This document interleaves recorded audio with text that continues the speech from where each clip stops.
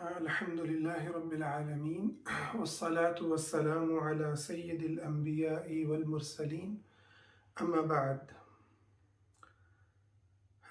آج کا ہمارا ٹاپک جو ہے وہ ہے محفوظ لوگوں میں رہنا، محفوظ لوگوں کے ارد گرد کو اپنے ارد گرد رکھنا اور ان کے اندر زندگی بسر کرنا۔ اس کی کیا اہمیت ہے، اس کی کیا ضرورت ہے، اور ہمارے اس کلچر میں یہ کیسے ممکن ہے۔ تو یہ ایک سفر ہے جو ہم کر رہے ہیں، سیکھنے کا اور سمجھنے کا، اپنے آپ کو، اپنے معاشرے کو اور اللہ رب العزت سے جڑنے کا، کہ ہم اس زندگی میں اس طرح سے جئیں کہ اللہ رب العزت کے پاس جب جائیں تو ہم اللہ کی بندگی کرنے والے ہوں، اللہ کی اطاعت کرنے والے ہوں۔ ہماری زندگی اللہ تعالیٰ کی غلامی سے اللہ کے سامنے فقیر اور منگتا بن کے بسر کرنے، گزارنے سے رقم ہو، اور ہم انسانوں کی غلامی، انسانوں کے سامنے ہاتھ پھیلانے، ان کے سامنے جھکنے، ان کے فقر اور ان کے در پہ جھکنے سے، چاہے وہ جھکنا ظاہری ہو یا باطنی ہو، ہم اس سے محفوظ ہوں۔ تو اللہ سے دعا ہے سب سے پہلے کہ اللہ تعالی ہمیں حق بات کہنے کی توفیق دے۔ بے شک میں جو بھی کہتا ہوں اس میں میرا کوئی کمال نہیں، اللہ رب العزت کی رحمت ہوتی ہے اور اللہ رب العزت کا فضل ہوتا ہے۔ تو جو حق ہے وہ اللہ کی طرف سے ہے، جو باطل ہے وہ میرے نفس کی طرف سے ہے۔ اللہ ہمیں حق پر چلنے والا، حق کو قبول کرنے والا بنائے، آمین یا رب العالمین۔ تو محفوظ لوگوں سے سب سے پہلے ہم سمجھتے ہیں کہ مراد کیا ہے، مطلب کیا ہے، محفوظ لوگ کیا۔ اس کی ابتدا ہم ایک حدیث سے کرتے ہیں۔ نبی کریم صلی اللہ علیہ وسلم نے فرمایا، المسلم من سلم المسلمون من لسانہ ویدہ۔ مسلمان وہ ہے جس کے ہاتھ اور جس کی زبان سے دوسرے مسلمان محفوظ ہوں۔ اس کا مطلب یہ ہے محفوظ لوگ وہ ہیں، محفوظ کمیونٹی ان لوگوں کی ہوتی ہے جن کے شر سے انسان محفوظ ہوتا ہے اور جن کے خیر سے انسان لطف اندوز ہوتا ہے، بہرہ مند ہوتا ہے، اور جو اس کو تقویت دینے والے ہوتے ہیں۔ مسلمان سب کے سب ایک جسد واحد کی طرح ہیں، سب کے سب ایک امت اور ایک جسم ہے، جیسا کہ آپ صلی اللہ علیہ وسلم نے فرمایا کہ جسم کے جب ایک حصے میں تکلیف ہو تو سارا کا سارا جسم اس تکلیف کو محسوس کرتا ہے۔ تو یہ ہیں وہ محفوظ لوگ کہ جو آپ کی تکلیف کو سمجھتے ہیں۔ وہ تکلیف نہیں جو صرف نظر آ رہی ہے، وہ زخم نہیں کہ جس سے خون ظاہراً بہہ رہا ہے، بلکہ اس زخم کو بھی اہمیت دیتے ہیں، اس دکھ کو بھی اہمیت دیتے ہیں جو آپ کے دل کو جو ہے ٹکڑے ٹکڑے کر رہا ہے، یا دل کے اوپر تکلیف کو اور مصیبت کو بھی وہ دیکھ پاتے ہیں اور آپ کی مدد کرتے ہیں۔ صرف دیکھ نہیں پاتے بلکہ آپ کی مدد کرتے ہیں اور مدد کے لیے ایک دوسرے کے ساتھ کھڑے ہوتے ہیں۔ نبی کریم صلی اللہ علیہ وسلم نے جو دعائیں ہمیں سکھائیں، خوبصورت دعائیں، اس میں سے یہ بھی ہے کہ انسان اپنے پارٹنر، اپنی بیوی، اپنے ساتھی، اس کے لیے یہ دعا کرتا ہے کہ میں اس بات سے اے اللہ تیری پناہ مانگتا ہوں کہ وہ میرا شر دوسرے کو پہنچے یا دوسرے کا شر مجھے پہنچے، اور میں یہ مانگتا ہوں کہ میری خیر دوسرے کو پہنچے اور دوسرے کی خیر مجھے پہنچے۔ اسی طرح سے صرف یہی نہیں کہ آپ انسانوں سے یہ کے ساتھ یہ خیر پہنچانے والا، شر کو روکنے والا تعلق قائم کرتے ہیں، بلکہ آپ صلی اللہ علیہ وسلم جس شہر میں، جس جگہ میں اترتے سفر کے اندر، آپ وہاں پر بھی یہ دعا کرتے کہ اس شہر کی میں خیر کا اے اللہ تجھ سے سوال کرتا ہوں اور اس کے شر سے تیری پناہ مانگتا ہوں۔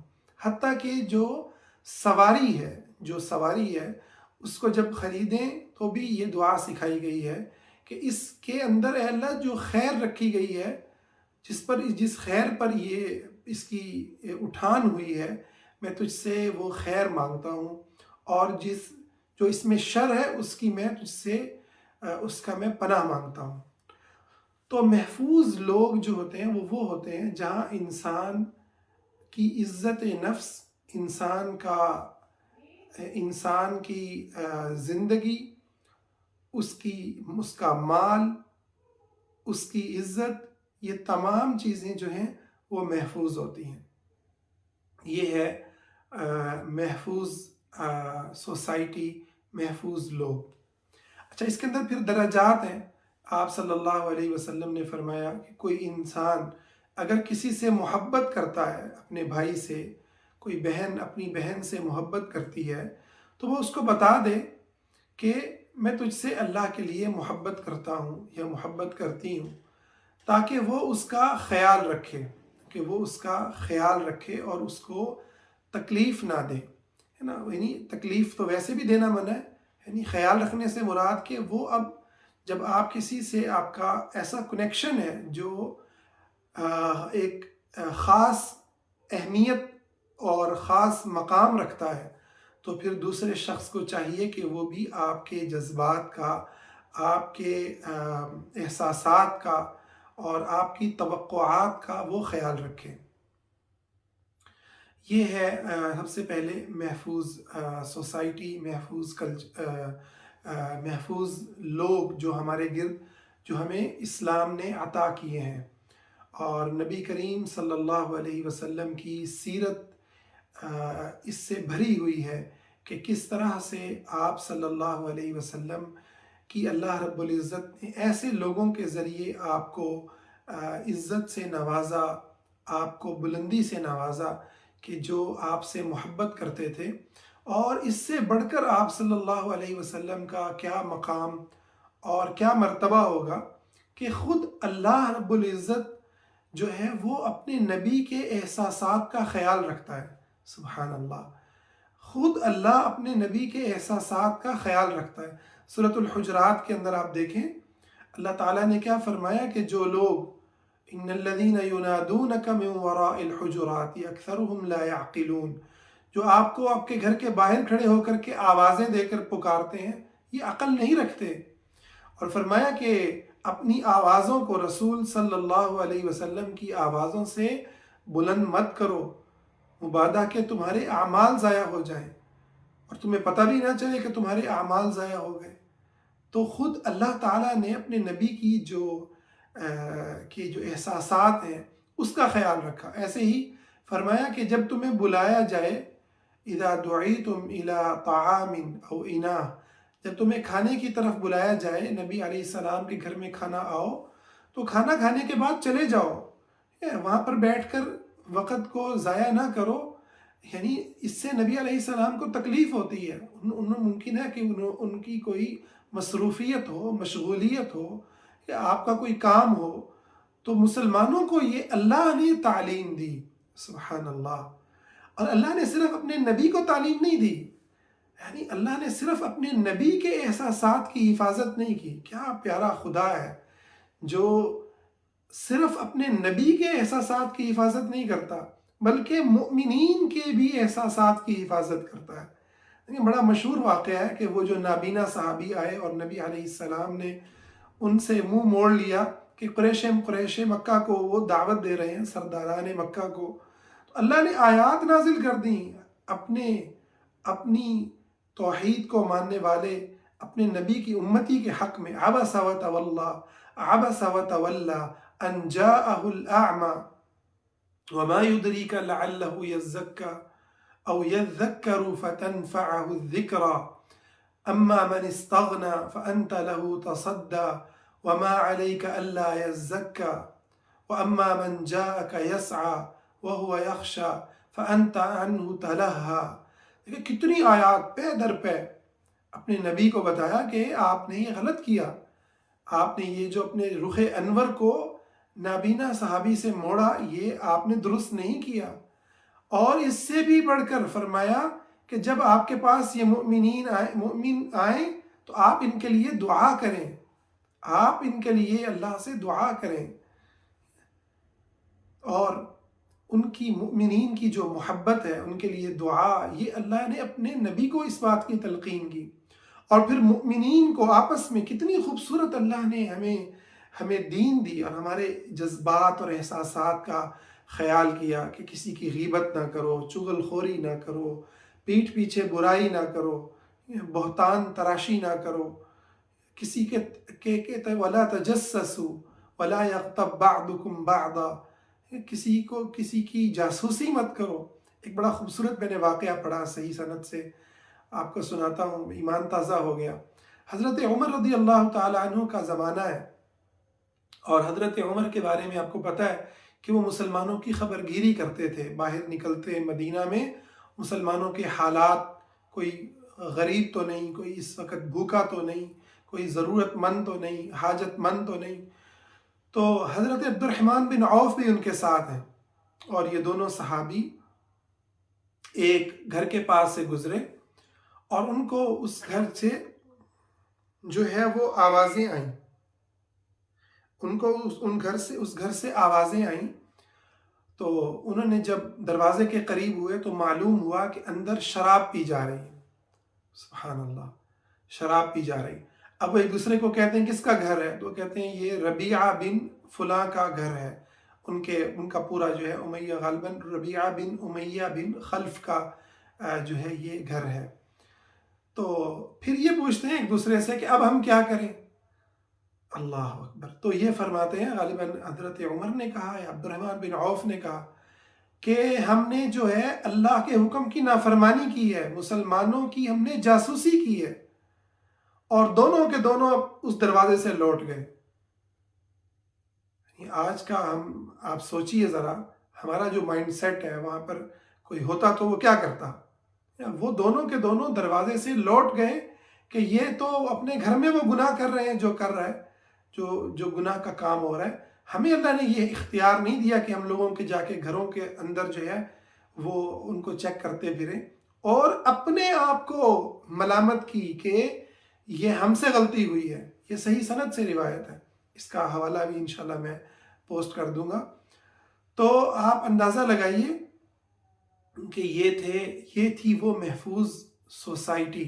اللہ نے کیا زبردست حفاظت کا انتظام کیا ہے کہ کوئی اگر گناہ کر رہا ہے، ٹھیک ہے، تو جب تک 4 گواہ نہ ہو جائیں آپ اس پر گواہی نہیں دے سکتے۔ اپنی آنکھوں سے آپ نے دیکھا ہے کہ فلاں مرد اور فلاں عورت جو ہے وہ کسی گناہ میں ملوث تھے، بدکاری میں ملوث تھے، آپ اگر گواہی دیں گے 4 گواہوں کے بغیر تو آپ کو درے پڑیں گے، اور آپ کی جو ہے ساری زندگی کے لیے آپ پہ فتویٰ لگ جائے گا کہ یہ بندہ یہ جو ہے قابل اعتبار نہیں ہے، ٹھیک ہے، آپ کی بات کو نہیں مانا جائے گا۔ کتنی زبردست مطلب اس دین نے حفاظت کی ہے کہ کیا گناہ گار معاشرے کا، یعنی جب تک آپ ایسے بدماش نہ ہو جائے کوئی معاشرے کے اندر کہ بالکل ہی دھڑلے سے سر عام گناہ کرتا پھرے، تب تک اسلامی سوسائٹی، اسلام کا جو نظام ہے وہ اس کو سزا نہیں دیتا، وہ اس پر حد قائم نہیں کرتا۔ مسلمانوں کی اللہ نے عزتیں محفوظ کر دی، بلکہ مسلمانوں میں گناہ گاروں کی عزتوں کو محفوظ کر دیا کہ آپ ایک دوسرے کے ساتھ جو ہے کس طریقے کا آپ نے سلوک کرنا ہے۔ اچھا، امر بالمعروف کی بات یقیناً کی گئی ہے، اور یہ بھی مسلمانوں کی بہت بڑی بھلائی ہے کہ یہ جو اگلی زندگی آنے والی ہے، نہ ختم ہونے والی زندگی، اس کے اندر مسلمان جو ہے اللہ کی عبادت کرنے والے وہ جہنم سے بچ جائیں۔ مگر اس کے اندر بھی انسانوں پر مسلط ہونے کی اجازت پھر بھی نہیں دی کہ ایسی بات نہیں کرنے کی اجازت جو ناحق ہو۔ اور اس حوالے سے غالباً عبداللہ بن مسعود رضی اللہ تعالیٰ عنہ کی میں نے روایت پڑھی جو سندن صحیح ہے۔ وہ کہتے ہیں کہ آپ اپنے ہمسائے کو اگر برائی کرتا دیکھتے ہیں تو اس کو 2 مرتبہ سمجھائیے، 3 مرتبہ سمجھائیں، اس کے بعد اس کو چھوڑ دیں۔ اب اس کو آپ نے سمجھا دیا، نصیحت کر دی، اب وہ قبول نہیں کر رہا تو اب آپ اس کو چھوڑ دیں۔ لست علیہم بمسیطر، آپ ان پر داروغہ بنا کر کے نہیں بھیجے گئے۔ وما علینا الا البلاغ، آپ کا کام ہے پہنچانا۔ اور کیسے پہنچانا؟ فذکر ان نفعت الذکریٰ، نصیحت بھی تب کریں کہ جب نصیحت فائدہ دے۔ نصیحت فائدہ نہیں دے رہی تو انتظار کریں اس لمحے کا، اس وقت کا، وہ تعلق بنائیں۔ تو آپ دیکھیں کہ یعنی صرف ایک پہلو میں نہیں، آپ یعنی بچیوں کے معاملات میں دیکھیں، اور اس پر ہماری خاصی گفتگو ہوتی رہتی ہے، نکاح کے معاملات میں دیکھیں، آپ مجبور نہیں کر سکتے، باپ مجبور نہیں کر سکتا بیٹی کو، بیٹی جا کے حضور کو بتا دیتی ہے کہ میں یہاں شادی نہیں کرنا چاہ رہی، حضور باپ کو منع کر دیتے ہیں بھی تم اس پہ سختی نہیں کر سکتے، نکاح کیا ہوا ہے تو نکاح فسخ کر دیتے ہیں، بھی نکاح تمہارا قائم نہیں۔ اچھا، خلا لینے کا حق ہے، بچوں کو جو ہے وہ کب ڈانٹنا ہے، کب مارنا ہے، 7 سال کے ہو جائیں تو نماز کا حکم دو، 10 سال کے ہو جائیں تو آپ مار سکتے ہیں، لیکن جو ہے پورا ایک سوسائٹی کے اندر ایک دوسرے کی خیر خواہی اور بھلائی جو ہے وہ آپ کو نظر آئے گی، کس طریقے سے ہمیں ایک جسم، ایک جان اور ایک دوسرے کا خیال رکھنے والا اسلام نے بنایا۔ اب ہم آتے ہیں اپنے کلچر کے اندر، تو دیکھیں ہمارا کلچر یہ اس نیکی سے بہت سے پہلوؤں میں محروم ہے، بہت سے پہلوؤں میں محروم ہے۔ یعنی ایک دوسرے پر ٹونٹ کرنا، ایک دوسرے کو برا بھلا کہنا، ایک دوسرے کی شکل و صورت پر باتیں بنانا، قوم قبیلوں کا مذاق اڑانا، مردوں کا عورتوں، عورتوں کا مردوں کا مذاق اڑانا، بچوں کی جو ہے عزت نفس کا خیال نہ رکھ پانا، چھوٹوں کی عزت نفس کا مجروح کرنا، یہ مطلب ایک نہیں، آپ کو دسیوں چیزیں، بچیوں کی ان کی مرضی کے خلاف شادیاں کرنا، وراثت میں حق نہ دینا، ٹھیک ہے، اور جو ہے ماں باپ کا یہ تصور کہ اب یہ شادیاں ہو گئیں، اب ان کے لیے تو دروازے بند ہیں، ہے نا، اب ان کی میت آئے۔ تو آپ دیکھیں کہ سوسائٹی ساری کی ساری ایک دوسرے کو ابیوز کرنے پر کھڑی ہے۔ الا من رحم اللہ، اچھے لوگ بھی ہیں اور معاشرے کے اچھے پہلو بھی ہیں، ان کا ہرگز انکار نہیں ہے، مگر معاشرہ محفوظ نہیں ہے۔ ایک بچہ اپنے آپ کو محفوظ نہیں سمجھتا، وہ اپنے بڑوں کے جو شر ہے نا، شر تو ہر ایک میں ہوتا ہے جیسا کہ حدیث میں آ گیا، تو وہ اپنے بڑوں کے شر سے محفوظ نہیں ہو رہا۔ بڑے ہیں تو وہ بسا اوقات اپنے بچوں کے شر سے محفوظ نہیں ہوتے، جو کہ ریئیکشن کے اندر کہیں پیدا ہوتا ہے۔ عورت جو ہے وہ یعنی کمزور طاقتور کے شر سے محفوظ نہیں ہے۔ ایک دوسرے کو ہم ہر طرح سے تکلیف جو ہے وہ پہنچاتے ہیں، اور سب سے زیادہ جو چیز زخمی ہوتی ہے وہ دل ہوتا ہے۔ سب سے زیادہ جن چیزوں کا قتل ہوتا ہے وہ انسانی احساسات، انسانی جذبات ہوتے ہیں۔ ایک میں نے بڑی اچھی بات پڑھی تھی کہ علم دینے والے تو آپ کو جو ہے وہ ہر بستی میں مل جائیں گے، مگر ایک ایسا بندہ اگر ہم سوچیں کہ جس پر ہم اعتماد کر سکیں، جس پہ ہمیں اعتماد ہو، ٹھیک ہے، وہ آپ کو جو ہے شاید پورے شہر میں آپ کو لگے کہ ایک ہے، فلاں بستی میں جو ہے نا وہ ایک بندہ ہے، ٹھیک ہے، وہ جس کے اوپر میں اعتبار کرتا ہوں، بلکہ شاید لگے کہ پوری زندگی میں میری جو ہے نا وہ چند لوگ ہیں گنتی کے جن پر میں یقین کر سکتا ہوں، یقین اعتماد کر سکتی ہوں۔ اچھا، ایک دوسرے کے راز نہیں رکھے جاتے، ٹھیک ہے، وہ بات نکلی تو فوراً جو ہے وہ معاشرے میں پھیل گئی کہ جی اس کے تو یہ مسئلہ چل رہا ہے، اس کے تو یہ پریشانی ہے، اس کے اندر تو یہ مسئلہ ہے۔ تو نہ امانت، مجلس امانت، نہ رازوں کی حفاظت، نہ دوسروں کی عزت کی حفاظت، نہ احساسات، جذبات کا خیال، نہ ایک دوسرے کے ساتھ جو ہے وہ محبت کا وہ تعلق کہ جس تعلق کے اندر ہم دوسرے کی خیر خواہی چاہیں، دوسرے کی خیر خواہی کریں، دوسرے کے غم کو کم سے کم کرنے کی کوشش کریں۔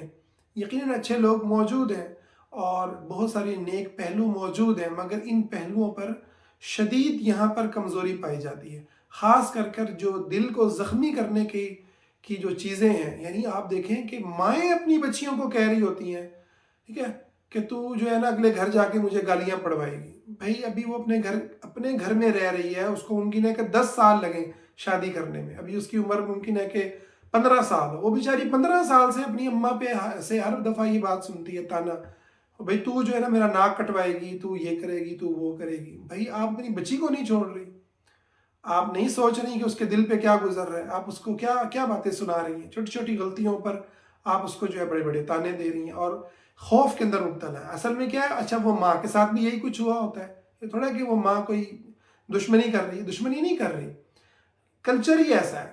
اس نے بھی یہی کچھ سنا، اس کو بھی زخم لگے، ٹھیک ہے، وہ بجائے اس کے اپنے زخموں کو دیکھ پاتی، اپنے زخموں کو ہیل کرتی، اپنے زخموں کے ساتھ بیٹھتی، غم مناتی، ٹھیک ہے، اپنے ارد گرد محفوظ لوگوں کو جو ہے جمع رکھتی، جو اس کو تسلی دیتے، جو اس کو حوصلہ بڑھاتے، ہے نا.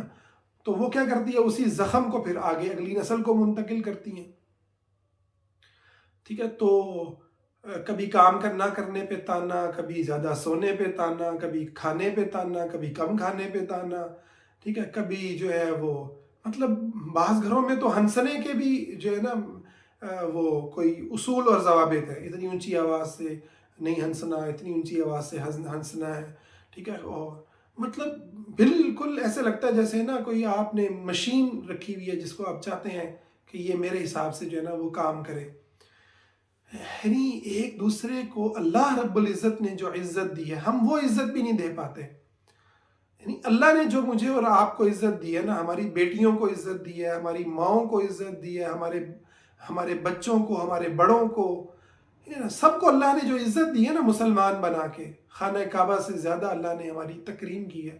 اور اللہ نے کوئی فرق نہیں کیا کہ کالے کی تکریم نہیں ہے تو گورے کی ہے، امیر کی ہے تو غریب کی نہیں ہے، سید کی ہے تو فلاں جو ہے نا وہ قوم اور قبیلے کی نہیں ہے. ایسا گندا معاشرہ ہے، آپ اندازہ لگائیں کہ یہاں پر جو چھوٹی قومیں ہوتی ہیں نا، جو کہ معاشرے کی نظر میں چھوٹی ہیں، اللہ کی نظر میں تو کوئی چھوٹا بڑا نہیں ہوتا، ان بیچاروں کو اپنے اپنے اپنے نام بدلنے پڑتے ہیں. ابھی میں ذکر نہیں کروں گا، لیکن آپ اس چیز کو ذرا معاشرے کے اندر سرچ کریں. وہ انہوں نے نئے نئے نام رکھ لیے ہیں. جو لاہے ہیں تو انہوں نے کوئی اور نام رکھ لیا ہوگا. وہ اس طرح ہوا کہ ہمارے گھر میں ایک رشتہ آیا، تو ہماری دادی اماں اللہ تعالیٰ ان کی مغفرت کرے بہت ہی نیک خاتون تھیں، بڑھاپے میں انہوں نے قرآن حفظ کیا. تو ان کو نا ہم نے ذکر کیا کہ ایسے ایسے رشتہ آیا، تو وہ کہنے لگے او ہو اچھا، یہ تو وہ فلاں ہوتے ہیں جنہوں نے اپنا نام مطلب یہ رکھا ہوا. تو انہوں نے بھی ایک کلچر کی ایک چیز کو بیان کیا کہ ہمارے ہاں یعنی ایک حقیقت ہے، چھوٹی قوم کو جو ہے نا وہ گزارا نہیں. آپ دیکھ لیں کہ وہ میں بل بورڈ پہ دیکھ رہا تھا،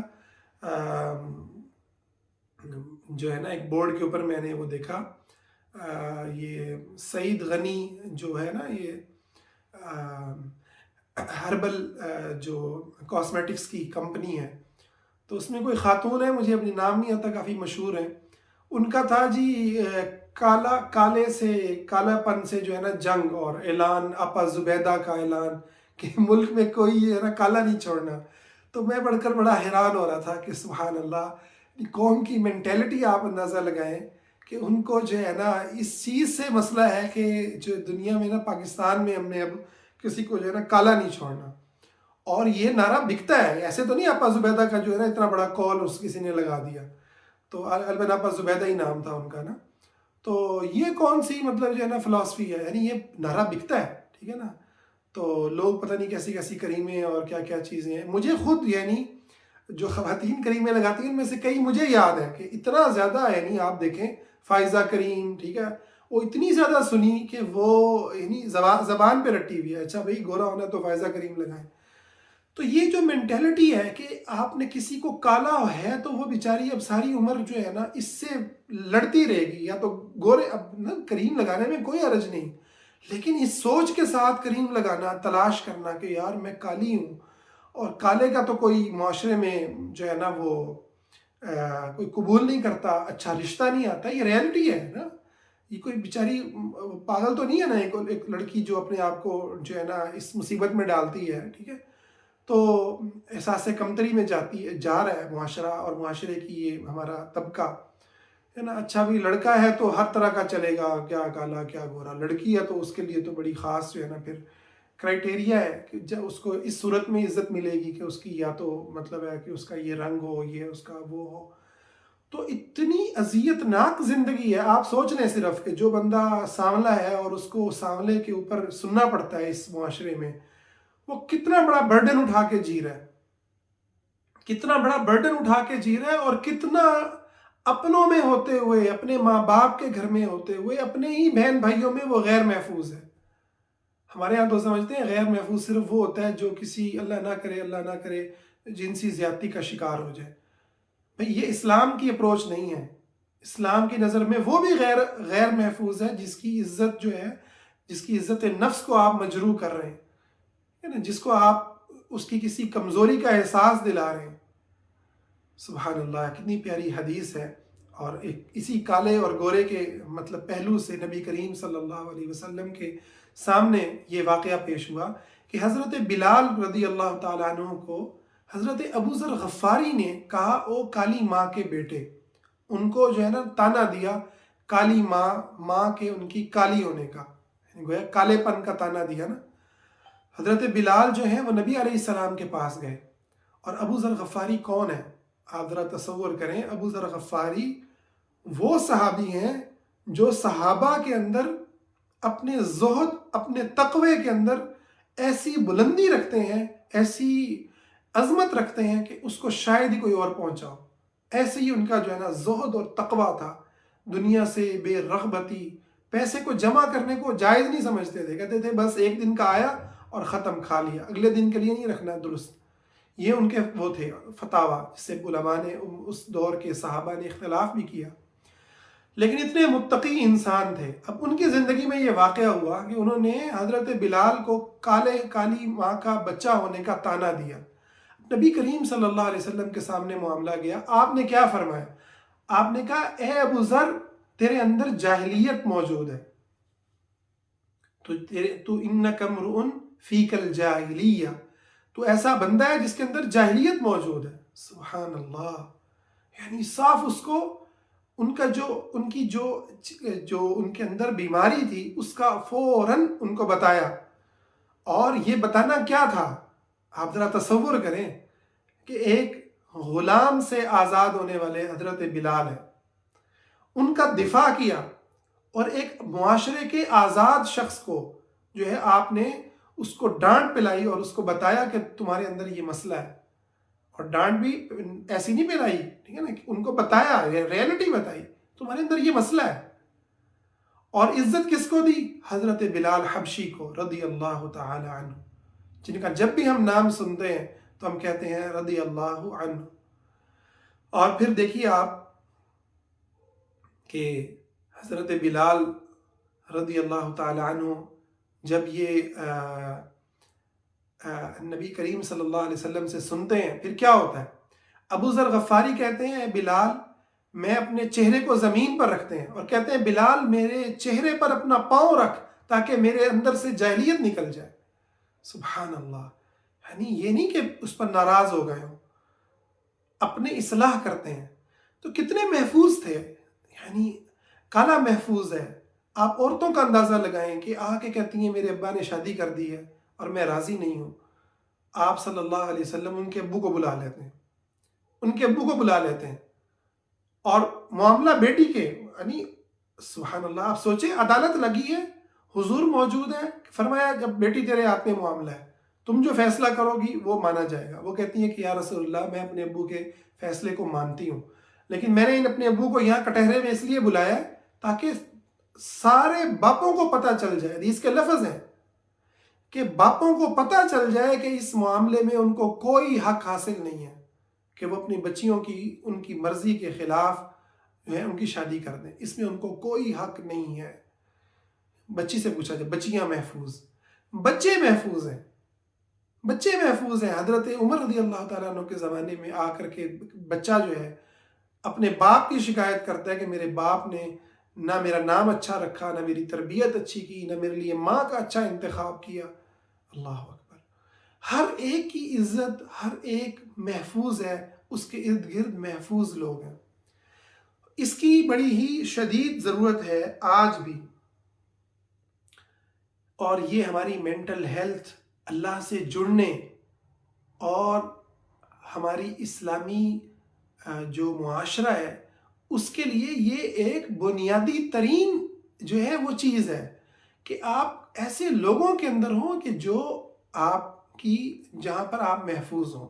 اب سوال یہ ہے کہ یہ تو حادثہ ہو چکا ہے، ہمارے کلچر کا یہ مسئلہ ہے، یہاں لوگ جو ہیں جہاں ہم ہیں وہاں پر اکثریت محفوظ نہیں ہے، تو اب کیا کیا جائے؟ اب اس کا حل یہ ہے کہ ہم نمبر ایک اپنے غیر محفوظ ہونے کا اعتراف کریں۔ یہ بنیادی بات ہے، بھاگے نہیں، اس پر دکھ منائیں۔ آپ اور ایسے لوگ بے شک آؤٹ سائڈر ہوں، ہے نا، آپ کے دوست، ایسے حلال رشتے بنائیں کہ جہاں آپ رو سکیں، جہاں آپ اپنے اس غم کو منا سکیں۔ اور اس کا ایک حل تھراپسٹ بھی ہوتے ہیں، اگر کسی کو مسلمان اور دین کی بنیاد پر تھراپی کرنے والا کوئی تھراپسٹ مل جائے، وہ بہت بڑی نعمت ہے الحمدللہ۔ تو اس غم کو منائیں۔ نمبر دو، پھر آپ اپنی باؤنڈریز بنائیں، لوگوں کو روکیں، ابیوز کرنے سے روکیں۔ اور روکنے کا طریقہ یہ نہیں ہوتا کہ آپ کہیں کہ بس مجھ سے بات نہیں کرنی، آپ انہیں بتائیں، کوئی بھی ہے، اماں ہے، ابا ہے، بچہ ہے، بچی ہے، کوئی ہے، آپ اس کو بتائیں کہ اگر بچہ آپ کو ابیوز کر رہا ہے بتائیں بیٹا آپ مجھے تکلیف دے رہے ہو۔ بڑا آپ کو ابیوز کر رہا ہے، آپ کو تکلیف دے رہا ہے، آپ کے دل پہ وار کر رہا ہے، اس کو بتائیں کہ آپ کی یہ بات مجھے تکلیف دے رہی ہے۔ اس کو دہرائیں، اس کو عادت بنائیں، اس کو دہرائیں، بار بار دہرائیں کہ یہ بات مجھے تکلیف دے رہی ہے، آپ کی یہ بات مجھے تکلیف دے رہی ہے، آپ کی یہ بات مجھے بری لگ رہی ہے، آپ کی یہ بات مجھے زخمی کر رہی ہے، آپ کی یہ بات اسلام کی حدود سے نکلی ہوئی ہے، آپ کی یہ بات میرے لیے باعث شر اور باعث اذیت ہے۔ یہ بار بار جملے دہرائیں، بتائیں آپ۔ ایک دفعہ بتانے سے فائدہ نہیں ہوگا، دو دفعہ نہیں ہوگا، تین دفعہ، آخر کار اگلے انسان کو سمجھ آئے گی کہ نہیں مجھے یہ بات نہیں کرنی۔ کہیں پر آپ کو ناراضگی کا اظہار کر کے بتانا ہوگا، کہیں پر آپ کو کچھ وقت کے لیے، دیکھیں اسلام نے بھی آپ کو محفوظ ہونے کے لیے 3 دن کی ناراضگی کی اجازت دی ہے، 3 دن تک ناراض ہو سکتے ہیں۔ ہمارے یہاں یہ حدیثیں تو سارے سناتے ہیں علماء حضرات کہ جی 3 دن سے زیادہ جو ہے نا آپ ناراض نہیں ہو سکتے۔ سبحان اللہ، مگر یہ کوئی نہیں بتاتا کہ یہ 3 دن کے اندر کیا حکمت ہے، اس کا مطلب کیا ہے؟ 3 دن تو ناراض ہو سکتے ہیں نا، ہمارے یہاں تو ناراض ہونے نہیں دیتے۔ 3 دن تو آپ احتجاج کر سکتے ہیں نا، تو 3 دن تو کریں، آپ تو 3 دن بھی نہیں کرتے۔ تو آپ اپنے آپ سے پیار کریں، اللہ نے جو آپ کو عزت دی ہے، تکریم دی ہے، اس کو محسوس کریں۔ انشاءاللہ ہمارا عنقریب اس کے اوپر بھی ایک پورا سیشن ہم کریں گے کہ اپنے آپ سے پیار کرنا سیرت نبوی کی روشنی میں یہ کیا ہے، اس کو ہم انشاءاللہ دیکھیں گے۔ تو اپنی باؤنڈریز بنائیں، اور باؤنڈریز بنانے کا طریقہ یہ ہے کہ ایک تو اپنے لیے ایسے حلال رشتے تلاش کریں، اپنے ہی خونی رشتوں کے اندر بھی، اپنے دوستوں کے اندر بھی، کہ جہاں آپ اپنا غم منا سکیں، اپنے دکھ کا اظہار کر سکیں۔ اور دوسری چیز کہ جو آپ کو اذیت دیتا ہے اس کو آپ کم از کم پیغام دیں کہ آپ مجھے اذیت دے رہے ہیں، اپنے اندر نہ رکھیں، اس غم کو نکالیں، اس کو بتائیں کہ آپ مجھے اذیت دے رہے ہیں۔ اس طریقے سے آپ محفوظ ہونا شروع ہو جائیں گے، اس طرح آپ محفوظ ہونا شروع ہو جائیں گے۔ خیر یہ بڑا ہی لمبا ٹاپک ہے، انشاءاللہ اس کے اوپر ہم مختلف اپنے اس کے اندر بات چیت کرتے رہیں گے، اسی پر ہم اپنی بات کو روکتے ہیں۔ تو آپ یہ یاد رکھیں کہ آپ کا محفوظ ہونا یہ آپ کی دنیا اور آپ کی آخرت دونوں کے لیے ضروری ہے۔ اگر آپ اپنے آپ کو محفوظ نہیں کریں گے اور ڈپریشن کے اندر زندگی گزارتے رہیں گے تو ڈر ہے کہ کہیں اللہ سے بھی اپنا دامن چھڑا نہ بیٹھیں، تعلق کو توڑ نہ بیٹھیں، اور دنیا کے اندر بھی مختلف بیماریوں کا، مختلف مصیبتوں کا شکار نہ ہو جائے۔